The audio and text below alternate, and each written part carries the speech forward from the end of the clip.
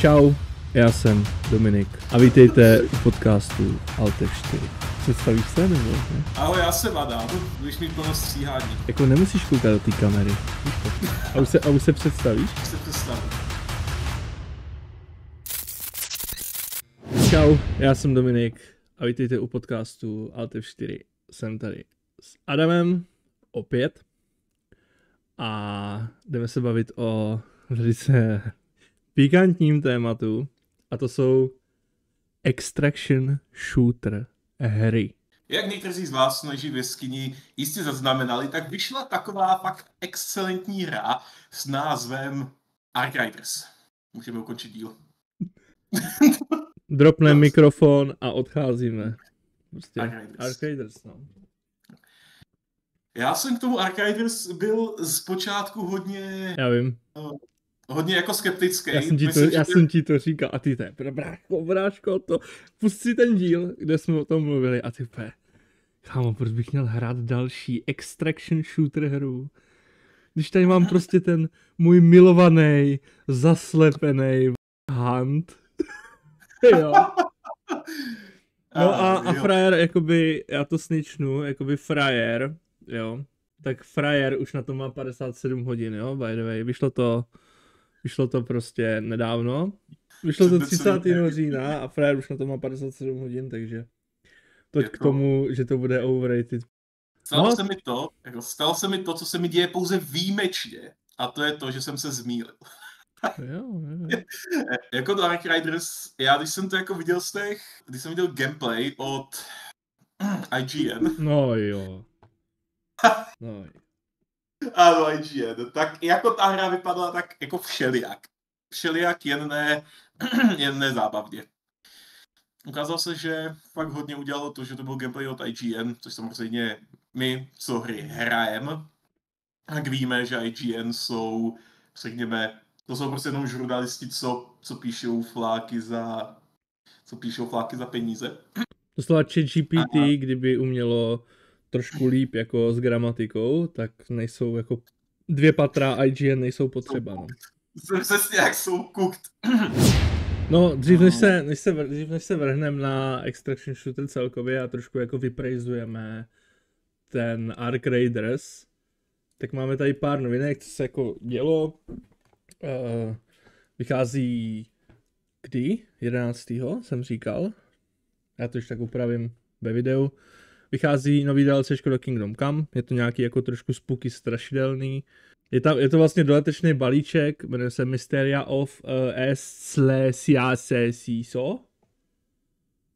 Nevím absolutně, jak to vysvětlit, pohoříte se do nový dějový linky a vypravíte se do izolovaného světa, sedláckého kláštera, nějakého Darken. A tam budou nějaký strašidelné věci, no, takže jakoby k Halloweenu celkem dobrý drop.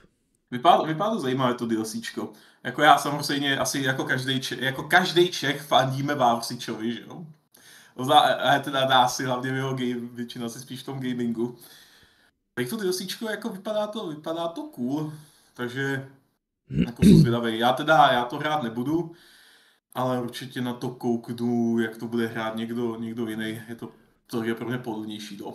Nějaký nový poizny, lektvary, knihy, šaty, zbraně a nějaký nevídaný schopnosti bude mít Jindřich, tak aby neměl náhodou nějaký jako vizor od zaklínače, trošku to tam jako cítím. Jako ještě trošku víc popíchnutí toho polského vývojáře. To tam cítím, jakoby. Jestli vytáhneš nějaký stříbrný meč, ty vážeš tam sekat nějakého nemrtvýho, tak už to bude hotovo asi.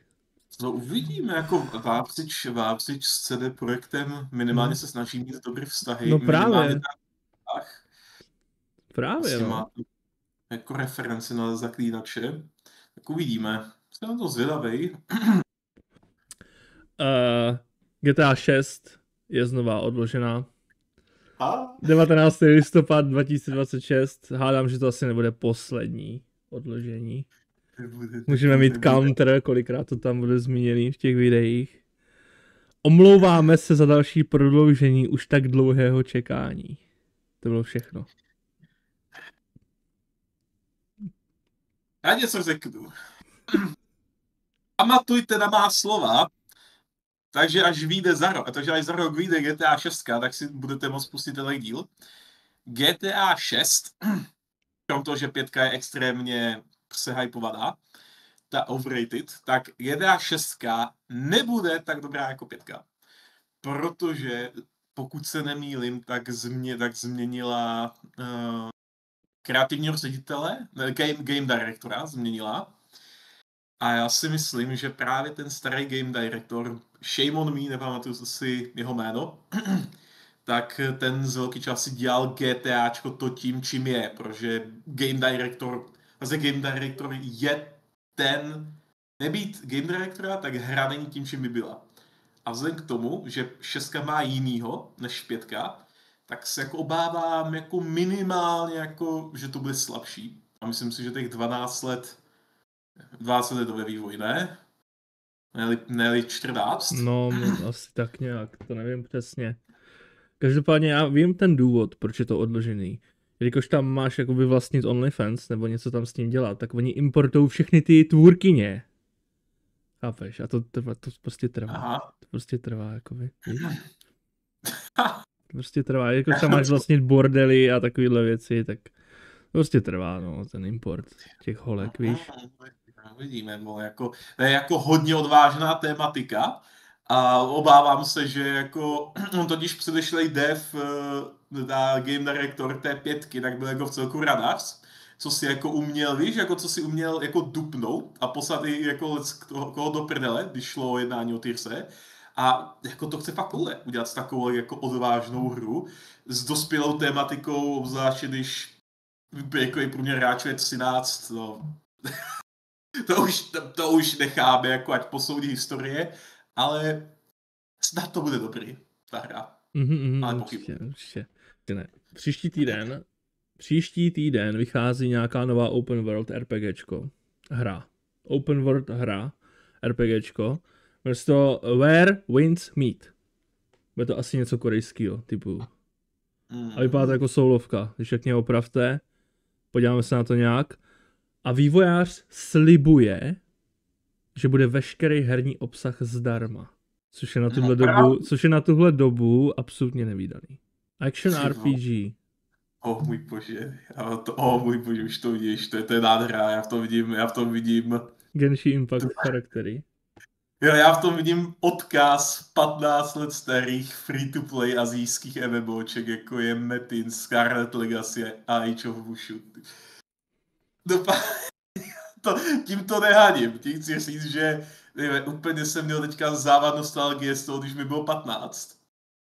No tak to bude dobrý, vypadá to, tomu jak faním víc než GTA 6. Zkusíme to. Zkusíme to, ne? Nic za to nedáte, je to na Steamu, takže to tak nějak čekněte, zkuste si to. Možná by to mohlo být dobrý.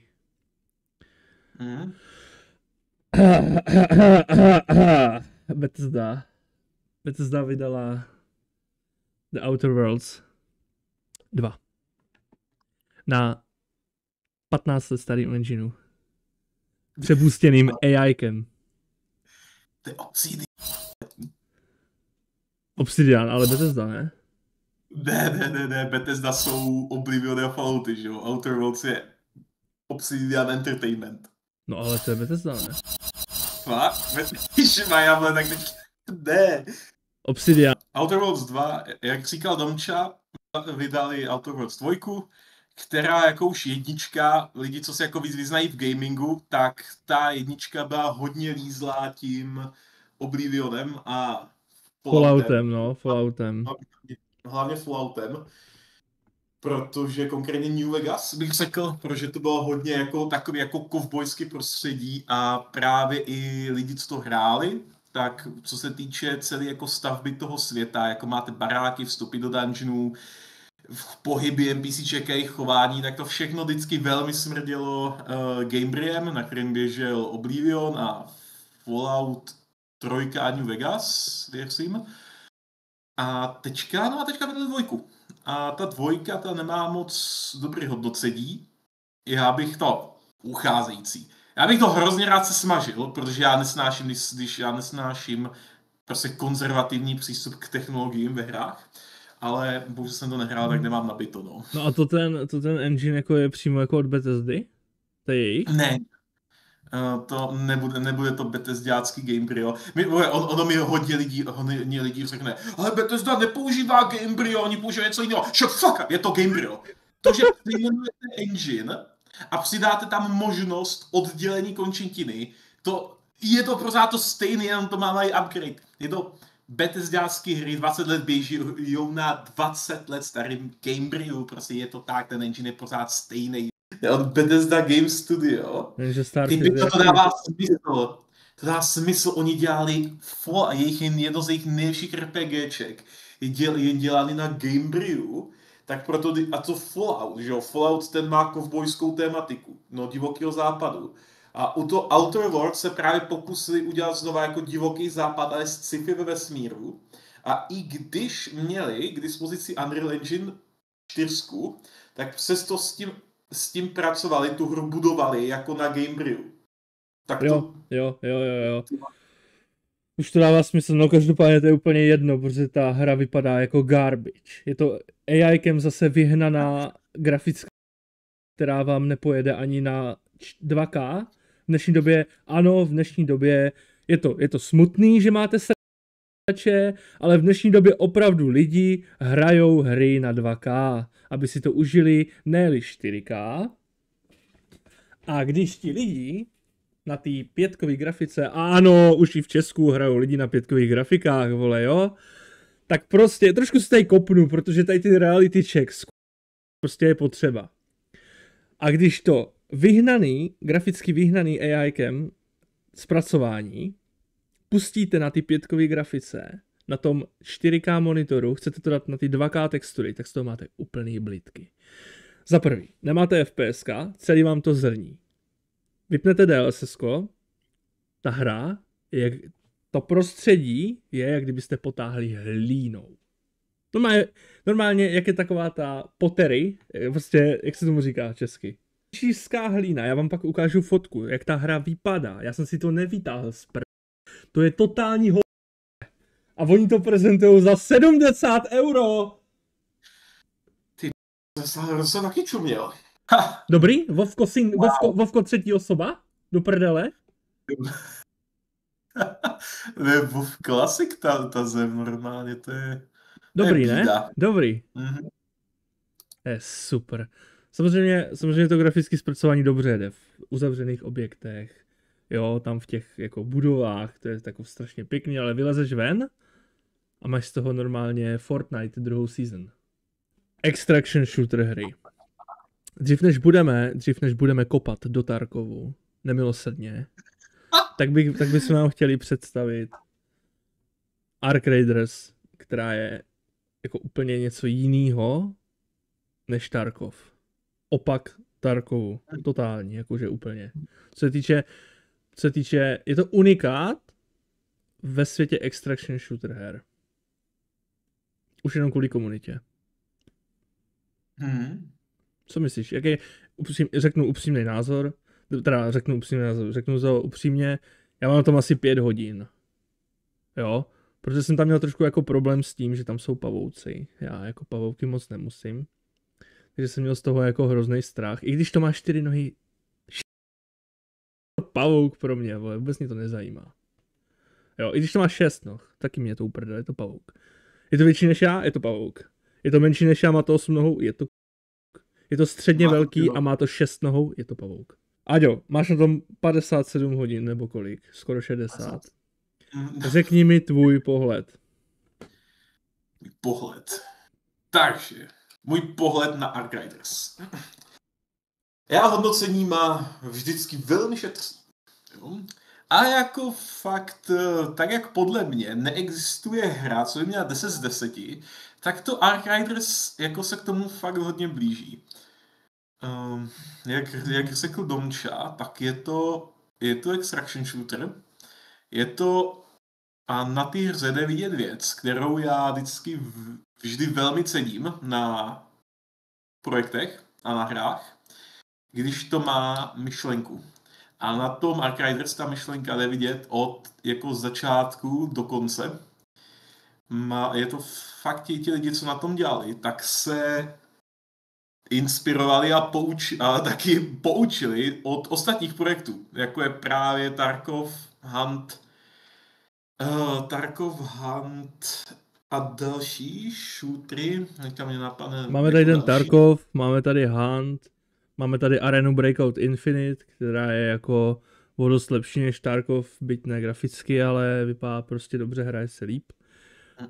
Je tady teďka ten Ark Raiders a pak je tady Delta Force, ale o tom mluvit vůbec nebudem. Matchmaking není daný gírem. Můžete do všech lokací s jakýmkoliv gírem. Matchmaking je daný podle toho, jestli jsi solo nebo v týmu. Jakože můžou se najít výjimky, ale většinou ti to jakoby dává mezi solo hráče. Není tam market. Jo. Víš, jako v Tarkově nebo takový. Všechno, co tím se jakoby rozbíjí ten balans té hry. Že prostě, nebo ten nebalans té hry, že všichni můžou najít všechno v tom světě. A pro mě nejdůležitější věc, lidi si pomáhají. Můžeš tam chodit, don't shoot. Buď tě ten typek střelí do kolena, protože se tě lekne, nesmíš být horká hlava. Ale prostě ti lidi si tam jako dost pomáhají, no. Podle mě teda. Co myslíš? Jo, co se týče budování komunity, tak tam je to udělané, tam na tom je ta hra hodně stavěná, nebo ty mechaniky v té hře na tom jsou.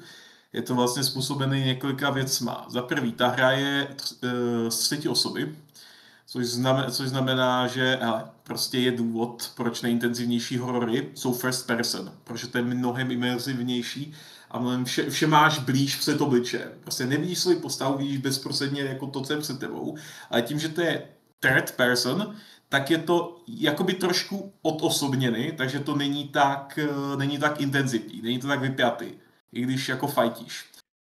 Další věc, je tam emoty tam jsou, které vlastně jsou spojeny i díky bohu i s voicem. Takže právě, jak říkal Domča, máte tam emote don't shoot. No, věci, že zvládnete se dorozumět i bez lokálního voiceu. A hlavně to má velký dosah ty emoty, takže jako zvládnete i v celku velkou vzdálenost hráče upozornit, že o něm víte a nechcete po něm mít, což hodně pomáhá. Je to tam krásně slyšet tady v té ozvěně, že se to fakt jako rozlíhá, že to je hlasitý. Není toxická, jako fakt oproti Tarkovu a dalším hrám, ta komunita je jako hodně přátelská, i když je to PvPvE, nemáte tam žádný PvE mod, tak tomu PvPčku tam dochází spíš ojediněle. Je to taky udělaný tou herní ekonomikou z velké části, je to taky dělaný tím, jak jsou udělané questy, celkově co se i týče resursů rozdrbaných po mapě, protože pořád jsou lokace, kde ti hráči jako mají tendenci po sobě střílet, protože vlastně máte 4 lokace, 4 zóny. Obyčejnou, to je úplně všude, a pak máte 3 barevny. Low, medium a high value loot. Když umíte anglicky, aspoň základ, je vám jasný už o čem to je. High value loot, máte největší šanci nadropovat nejlepší itemy, jo, a logicky jako o to se už jako nechcete dělit s ostatníma hráči. Ne vždy se o to chcete dělit s ostatníma hráčema. Právě doříct, že jako sice je to pěkný, jak jsem říkal, jestli hráči pomáhají, ale nepočítejte s tím, že na té lokaci s tím největším gírem, kde tam můžete najít ty nejlepší věci, takže se vám to jako vydaří, že prostě tu asi 1 dostanete. Protože nechcete se dělit prostě. Ale jsme jako hodně odběhli od té jako základní kostry, protože prostě když si říká, jako proč je to Ark Raiders podle mě tak fakta 9,5, téměř 10 z 10 hra. Ale je to úplně jednoduché, že Ark Raiders není udělaný lenoště a má to myšlenku, z které se rozvíjí plno dalších a celá ta hra na tom staví. Jo. Far Cry Riders, pro ty z vás, co jako fakt jsou zkrátka neví. To jsou takzvaní zaměstnaní lidé, co neví o každý sračce, co se stane ve světě. Takže toto je vsuvka pro zaměstnané. Ark Riders je post-apo hra, kde příběh je ten, že z vesmíru na zem začaly padat, že k zemi přilítly takzvané arky, což jsou roboti, mechaničtí edemáci, a začali fajtit s lidma, jo, a lidi nakonec tu válku s těma arkama prohráli a museli se schovat do podzemních skrýší a vy hrajete za Ark Riders, rozumíme si, který si vyjíždí na povrch, sbírat loot a snáší ho zase zpátky do toho podzemí. Looks familiar. Já jak o tom vykládám, tak něco mi to připomíná, ale nevím co, tyvo. Jo, jako fakt, je to fakt familiar. S čím je to podobný? Já nevím. No Metro, ne? Metro? No, Metro, jasný. Je to podobný Metro, no. A takže tahle, a vlastně ten příběh, protože v Tyrse ještě máte vlastně questy, pomocí kterých se vypráví ten příběh.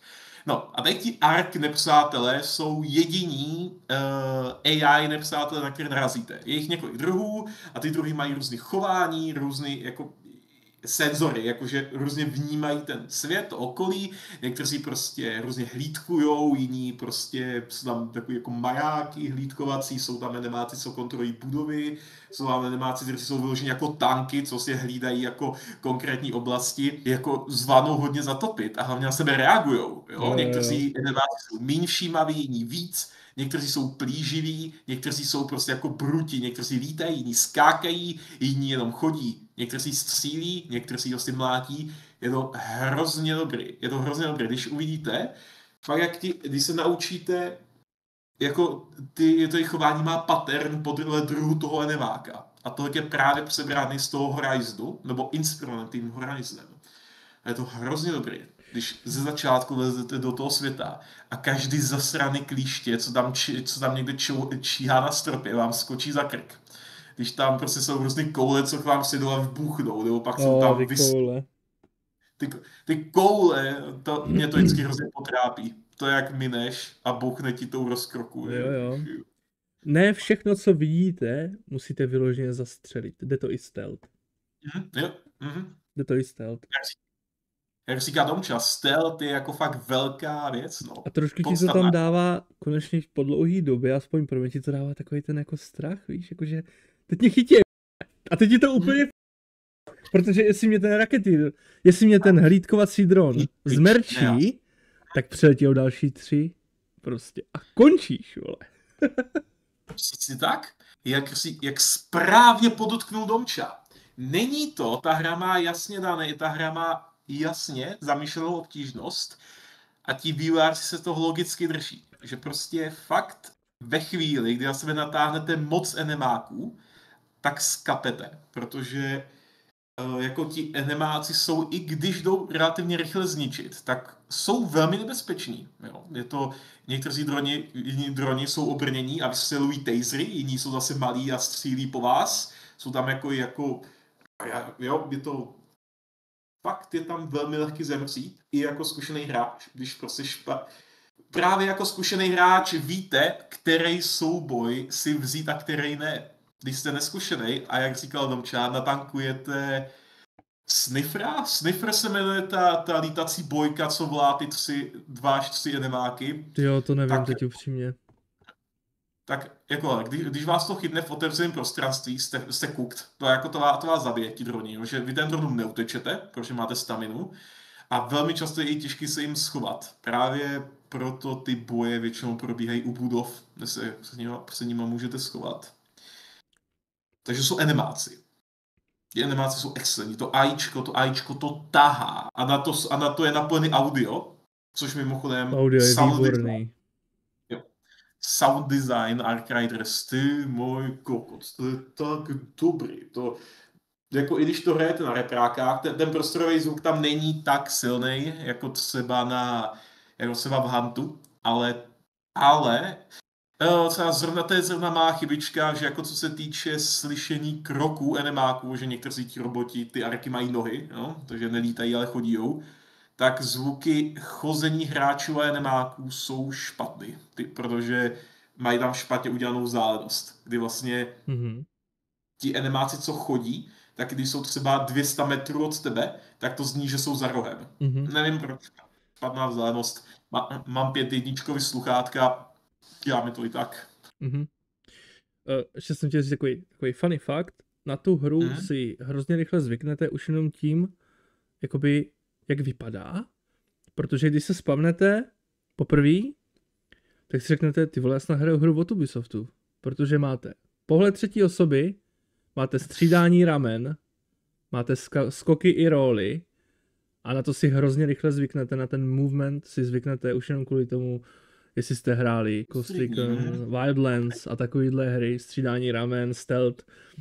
Takže jako hrozně se mi to líbí, grafické zpracování, líbí se mi zvuky, líbí se mi ten movement a líbí se mi skiny, i ty postavy, jak vypadají. Mě to hrozně připomíná, že vypadá jak ze Star Wars.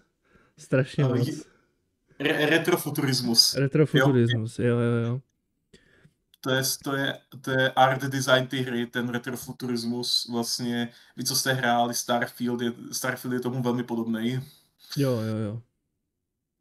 Je to cool, vypadá to v tom jako dobře. No a teďka nevím, jak jsi říkal, že vlastně nemusí to být vyloženě jenom PvP, tak s těma lidma vlastně můžete kooperovat s tím, že zabijete někoho, kdo vám hlídkuje u extraktu. Většinou je to v ideálním světě pro nováčka je to v tom, že to je víc proti těm robotům, než proti těm lidem. Jsou výjimky, narazíte na retardy, nebo narazíte na lidi, co chcou ten váš loot. To je logický. Nepočítejte s tím, že v těch high value zónách jako vám někdo pomůže. Ale můžete být lepší člověk i vy, když vidíte někoho noklýho, máte u sebe defibrilátor, zvednete ho, on vám poděkuje, anebo vám dá 1. to už nechám na vás, mi se to teda nestalo ani jednou. Hrozně mě mrzí, že mám na tom tak málo hodin, bohužel teďka bylo Worlds, tak jsem se díval jenom na LOLko, takže o LOLko bych ještě mluvil, ale nechám mluvit Adama, protože v tom má v tom víc nachozeno. Ano, díky. Jak správně zmínil Domča, ten pohyb je taky velká součást hry, protože je to jeden z aspektů hry, do který můžete masterovat. Jo. Že to prostě není, že to není jak jiný shootery, kde jako samozřejmě jedna věc je pohyb bojištěm, ale druhá věc je přímo ten pohyb ty postavy, co mechanicky zvládne a jak vy zvládnete ty mechaniky, jak zvládnete jejich ovládání, abyste co nejlíp procházeli tou mapou. Mluvím konkrétně o do jisté míry dost skrytým parkouru. V této se je možné parkourovat omezeně, ale když se ho naučíte, tak je to fakt jako, je to prdel a je to velmi silný. Ten level design těch map, obzvláště teda typ přehrady, Dam Battlegrounds, tak ten level design je úplně krásný, úplně nádherný, jak je vertikální i horizontální. Abych to dal vertikální i horizontální. Na ty budete mít nalítáno hodně, protože to je vlastně základní mapa, do které musíte absolvovat asi, já nevím, třeba 6 raidů, 8, aby vám to odemklo další. Jo, good point. Je to zkrátka, máte tam, jako ten pohyb je pěkně fluidní, můžete slidovat, můžete skákat, můžete se vyhoupnout, můžete přijít k oknu, vyhoupnout se ven z toho okna, jo, a skočit zvenku později ke spodnímu oknu, nebo k vedlejšímu oknu, jak v Assassinovi. Fakt, je to úplně krásný a když se tohle to naučíte, důležitá věc je aspoň z mých testů, je jedno, z jaký výšky padáte, pokud se zachytíte o okraj čehokoliv, nedostanete damage. Ještě ten strach, nebo toho, že vás někdo zmerčí a dostanete na bídu, tak přesně tak, jako bych si říkal, tak budu to hrát trošku normálně, jako nebudu tam jako běhat a tak, protože mě můžou jako spatřit. A teď jsem jako šel, vystoupil jsem z toho keře. První, co jsem udělal, tak jsem se lekl toho westernového keře, který tam ke mně se kutálel. Toho jsem se hrozně lekl. Pak jsem se otočil, udělal jsem sidestep doleva a začal vedle mě pípat auto. No kámo, já si myslím, že se nemá. Jsou tam nějaký jako grappling hooky nebo tak, aby se mohl dostat rychle do těch budov, nebo ne? Jo, jsou tam 2. První je, že si uděláš ziplineu Pro ty z vás, co třeba hráli Deep Rock Galactic, tak ziplineu, co má Gunner, a nebo máte jak v Dying Lightu, ruční vystřelovací grappling. Jsem si právě myslel, když jsem viděl ty baráky, že to jako půjde i rychlejc, no. Tam jako na ně vylézt. Jde to rychlejc, jako tu vertikální část, jako ty vertikály, jako jsi schopnej efektivně, jsi schopnej zajímavě překonávat. Tak, mám hrozně odvážný plán. Chci se dostat na vršek, protože tam je mapa, že jo, ta základní, tak máš ten control tower, to je ta přehrada má obrovskou věž, jo. A ty můžeš se dostat na vršek té věže a okolo té věže krouží obří dron, Rocketeer. A já chci zkusit skočit ze střechy té věže na to Rocketeera. To vyjde. Já jsme mi známo, Sola to hází jenom se solama. Ano, já jsem to říkal na začátku, že ten matchmaking je balancnutý v tom, abyste náhodou, když se stane, nebo nevím, jestli je to pravda, je to teda jako potvrzený, že to háže Sola se solama, nebo můžou být i dua? Abych neřekl blbost. Protože ono se může stát, že budou 2 lidi, ale ty se mohli jenom potkat. Chápeš? A chodí spolu. Jo, no vlastně to jo, takže upřímně nevím. Ale matchmakingovi dua a sola jsou odděleny na 90%. Jo. Ještě jsme nezmínili, nevím, jestli je to pravda, říkali mi to kamarádi, ty to jako taky hrozně fetujou, ti jako, první byl Battlefield, jako hrál se furt Battlefield a vyšel Arcaders a teď tě na Battlefield nedostaneš. A říkali, že si můžeš ten učit vipenout a pak dostaneš nějaký bonusy navíc. V Tyrze máte mimo jiný projekt, že stavíte tubusovou kapsli, kterou ten rider cestuje po mapě, jo? A vy až tu kapsli dostavíte na max level, tak dostanete možnost si resetnout postavu. A z toho teda máte tím se vám všechno resetne. Asi jakoby hrajete za novýho raidera, tak to asi loreově bude odůvodněný. Takže z tohohle to vychází. A to což je NPC. Máte tam stoly, který si stavíte. Každý stůl potřebuje nějaký určitý typ materiálu a když ty stoly postavíte, jak si tam můžete craftit věci na raid. Hustý je, že logicky ty itemy mají různou value. Je to šedá, je to zelená a modrá, fialová. Je to tak? A když vy máte plný inventář a víte přesně, co potřebujete, tak ten item, který nemůžete už vzít do té stežky, tak si ho můžete rozkraftit na menší a vezmete si ho jako v nižší kvalitě jako úplně jiný, který ho už tam máte jakoby v tom inventáři, už tam máte nějakou tu věc, potřebujete wiry a vy z ty elektroniky rozkraftíte ty wiry a vezmete si ty wiry. Chápeš? Takže jakoby máte tam ten salvaging. Je to přijde mi to hrozně dobrý. Z šedých věcí, z šedých a zelených věcí kraftíte zelený, jo. Z modrých kraftíte modrý, jo, a etc. Tahle to jde navrch. Čím vyšší level craftingový stationy, tím prostě lepší věci tam kraftíte. A správně, jak říká Lumča, jde to rozkládat dolů, ale taky můžete fabrikovat nahoru. Takže jako vy můžete v raidu. Jako v raidu můžeš fabrikovat nahoru? Ne, v base až, jasně. Ve steši máš fabrikátor, takže ty v raidu jdeš sbírat třeba základní věci, kterých můžeš mít tuny a z těch věcí nakraftíš, jako když si navrch. Což je velmi důležitý, jednak kvůli vaší stash ekonomice, protože máte omezený místo, ale taky kvůli tomu, co berete v tom raidu, protože máte omezenou nosnost a inventář, jo, takže a samozřejmě máte tam, jak jsme říkali, různé zóny, takže vy si pak i řeknete, pro co vlastně jdete, jo.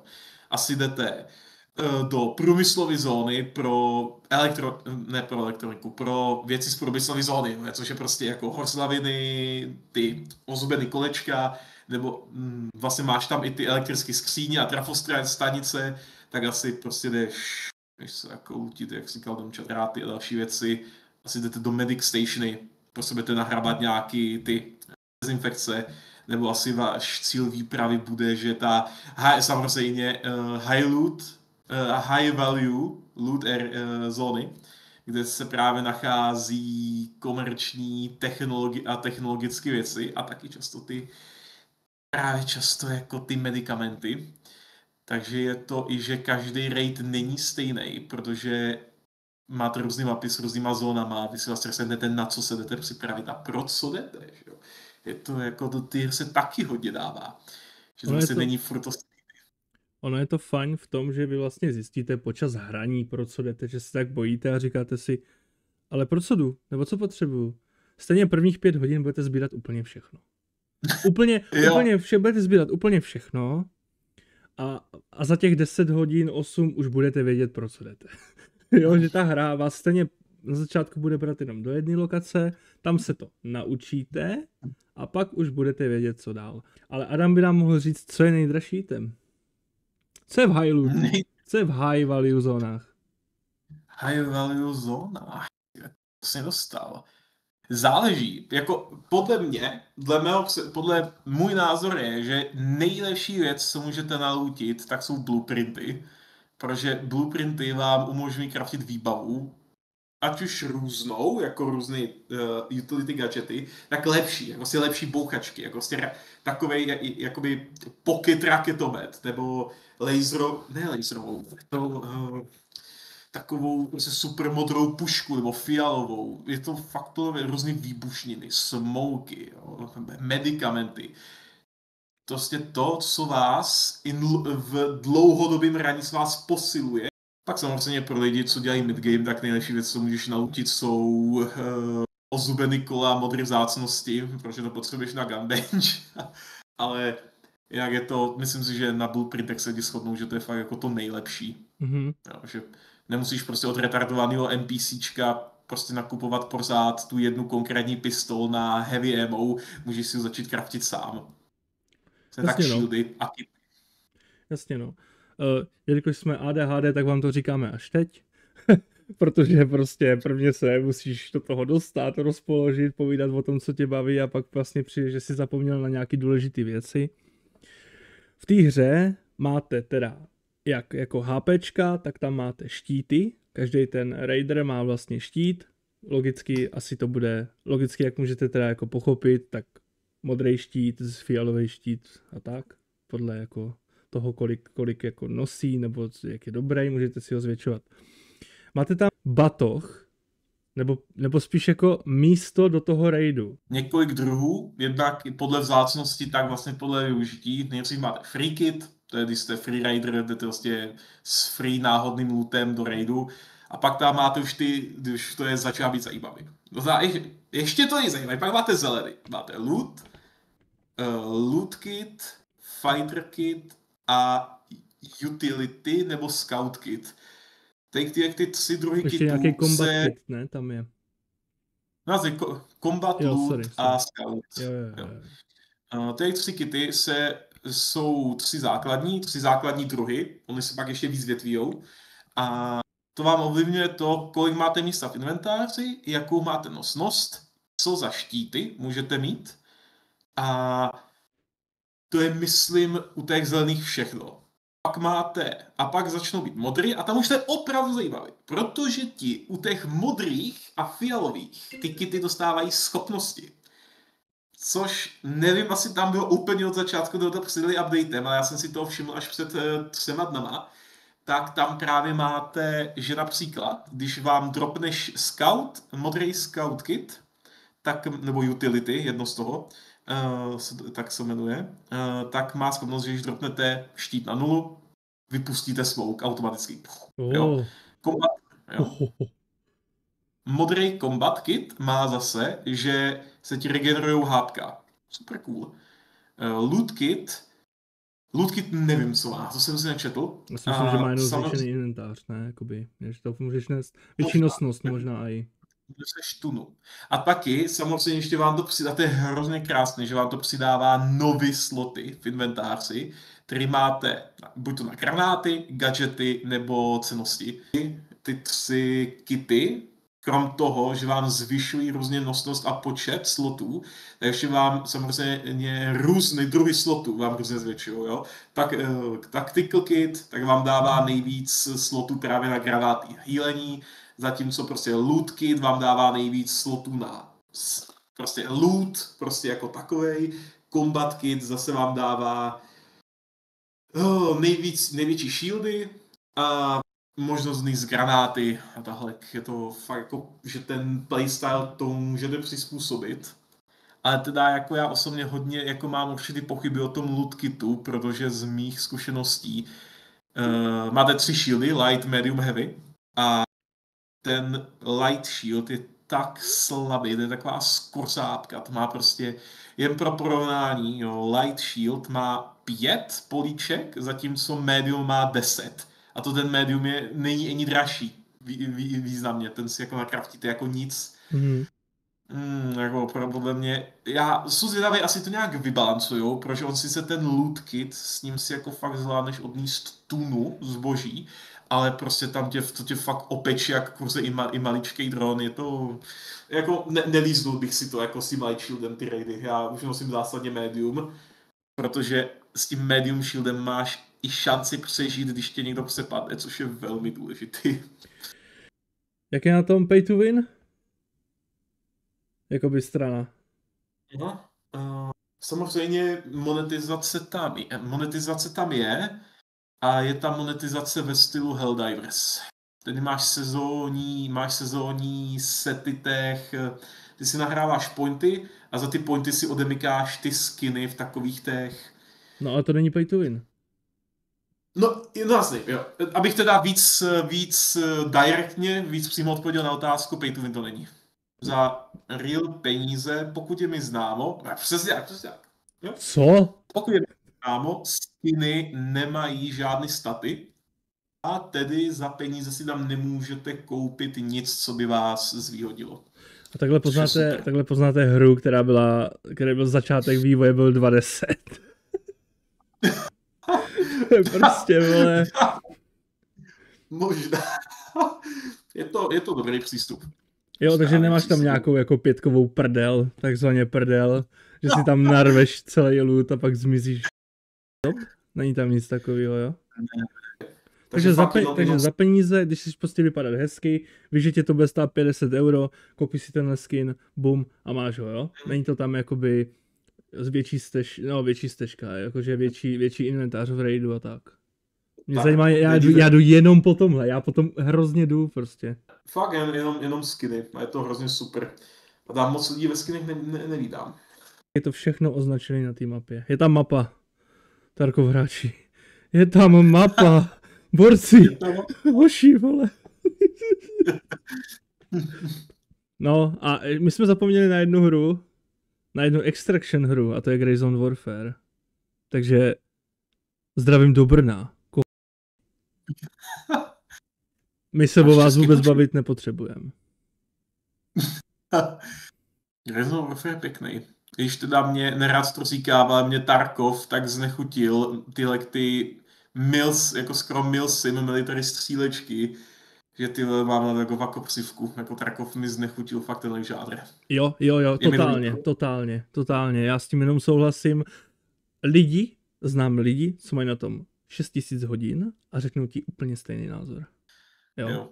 Ale Grayzone fandíme, samozřejmě. Jo, já jsem miloval při launchi, když pro mě přiletěli normálně jako litací lyže. Že jsem ten vrtulník neviděl, jenom ty lyže. Ale je ty lyže. Nebo miloval jsem, když jsem někomu nemohl dát headshot, protože jsem neviděl hlavy. Nebo když tě zabila chodící zbraň. Optimalizace Arc Raiders. Arc Raiders má úplně excelentní optimalizaci. Tak jasnou. Nedropuje mi to pod 60. Adam není ten člověk, co by měl high level PC v dnešní době.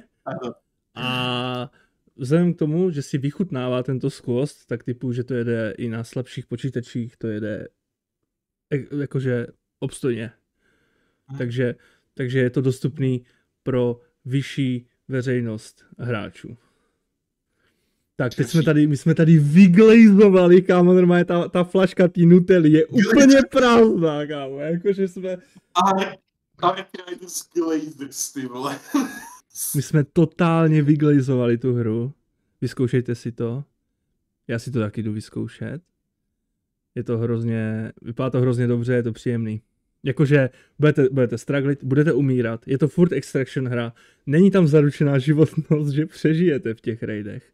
Musíte na to brát zřetel, jo? Že tam jsou všichni friendly, nejsou. nejsou. Já se budu snažit pomáhat lidem, když uvidím někoho noklýho a budu mít na to čas. Já budu dávat don't-shoot, ale to už je o profilu toho hráče. Nejsme placená spolupráce, Arc Raiders jsme nedostali zdarma, za 14 dnů to můžou vývojáři úplně posrat a tak, jak jsme teďka vyhlásili dobře, tak je můžeme totálně zhejtit, jo, nemyslete si. Jsou to čistě naše názory. Domčo, ty jsi mi úplně připomněl úplně... Já bych na to kdybys to nevřekl. A to je roadmapa. Je roadmapa pro Arc Raiders. Roadmapa? Tak já už sem hodím, tak mě pošli. Tak, jo, teď pošlu že když se na to dívám, tak sice to vyplňuje, ta roadmapa vyplňuje současný a následující měsíc. Ale zároveň tam vlastně jako to není, tam nejsou jako fakt šílenosti. Jak v Helletlus, kdy jako za půl roku slibovali jako plamenometný tanky, nebo co tam bylo za ptákovi. No. Jako... A mají tady napsaný držte oči na horizontu, je to jenom začátek. Takže doufám, že to bude stejně dobrý, tak jak Adam říká. Neříkám jako, že já jsem fakt hrál chvilku, líbilo se mi to, doufám, že to zůstane tak dobrý. Tak jo, tohle byl Arc Raiders s Adamem, já si to určitě teda, já si to doučím, pane profesor, líbilo se mi to teda mega hodně. Zahraju si to, mějte se hezky u dalšího videa. Čau. Nazdar. A Skyrim je jedna z nejvíc overrated her v historii gamingu, hned po Zaklínači 3. A dost.